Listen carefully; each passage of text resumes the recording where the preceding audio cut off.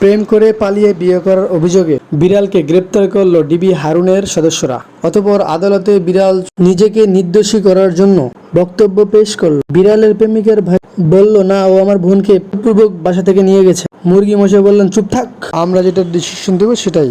Lawyer হাঁস বলতেছে, না না, এটা হবে না, কথা বলার অধিকার সবারই আছে, না হলে মীমাংসা করা যাবে না। অফিসার খরগোশ স্যার বলেন, তোমরা থামো, জজ সাহেব যা সিদ্ধান্ত দেবেন তাই হবে।